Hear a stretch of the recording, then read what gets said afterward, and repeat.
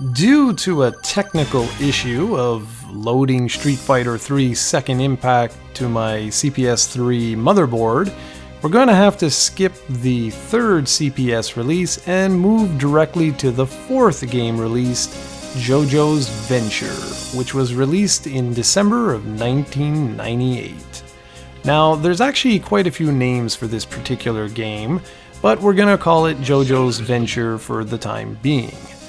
By this point in time, December 1998 that is, it was pretty evident that both the CPS-3 and arcades in general were on their way out. The CPS-2 was still getting more requests for games than the CPS-3 was, and the writing was pretty much on the wall with Street Fighter 3 not having lived up to Capcom's expectations. This wasn't the revolution Capcom was hoping for, and as such the CPS-3 was essentially winding down already. 1997 belonged to Street Fighter 3, both New Generation and Second Impact were released, but neither were hugely successful, and there were no new releases in 1998 for the CPS-3, save for JoJo's Venture in December. You can tell things weren't going as planned. To compare, there were 7 games released on the CPS-2 in 1997 and 2 in 1998 compared to the CPS-3's 2 in 1997 and 1 in 1998. So the whole market was slowly starting to wind down, and Capcom, the king of arcade fighters, was now starting to feel the pinch as well. Sad, sad times. JoJo's Venture is a highly unique fighting game stylized after the manga JoJo's Bizarre Adventure. In Japan, this game was actually called JoJo's Bizarre Adventure. Crazy is a word that comes to mind when I think about this game. Across the lush and beautiful pixel art design Capcom was so well known for in their Darkstalkers and Street Fighter series, and mix that with the manga of JoJo's Bizarre Adventure, and you have a really unique looking game that is insanely detailed and stylized. Now add a fighting system akin to the Street Fighter series, but add an entirely new dimension to it with a system called Stand Mode, which essentially adds a spirit to your playable character, and you start to unlock the real potential of JoJo's Venture, complete and utter madness. The game is based on the manga's third story arc, Stardust Crusaders.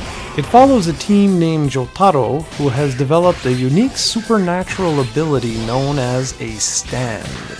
It's soon discovered that this is actually a curse put upon his family by a vampire named Dio Brando. I guess a long-lost relative of Marlon Brando. But anyways, he's now on a mission to cure his family and put an end to Dio. Each character you select will play through a loosely tied together storyline based on these events. What's neat is that each match is broken down into an episode, which helps make the game feel much more like the manga, as these are all standalone tales within that larger storyline. The fighting system is similar to that of the rest of Capcom's fighters of that point in time. There's a special meter that you can stock to perform ridiculous super special moves, but it's the game's use of stands, or guardian forces, that really make the gameplay stand out from the rest of the pack. I should also mention this is a 4-button fighter, which is kind of unusual for Capcom. The controls include button 1 for light attack, 2 for medium attack, 3 for heavy attack, and 4 for stand. Activating your character's stand will trigger the stand meter, which determines how long you can use your stand for. If the stand is attacked, it will deplete the meter as well as your character's health. You can withdraw the stand to regain meter quickly. The stand is unique in that it allows your character to perform additional moves, stronger variations of existing moves, and even leave your character and fight by itself.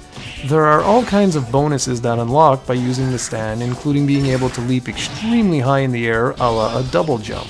One of the more interesting aspects of JoJo's Venture are the levels where you don't actually fight against your typical opponent, but rather have to make your way to said opponent.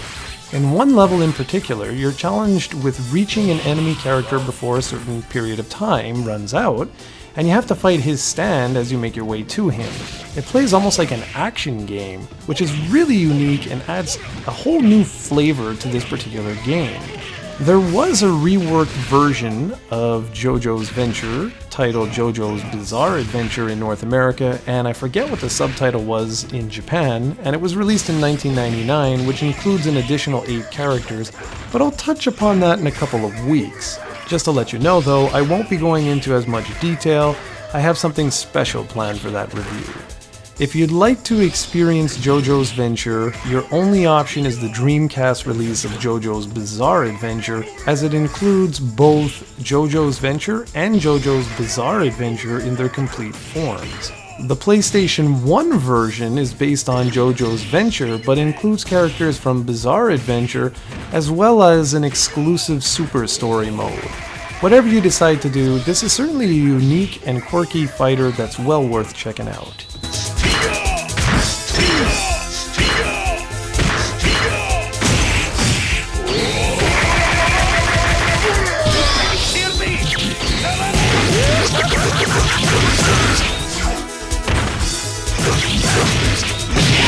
Go. Make up mind. Fight. KO.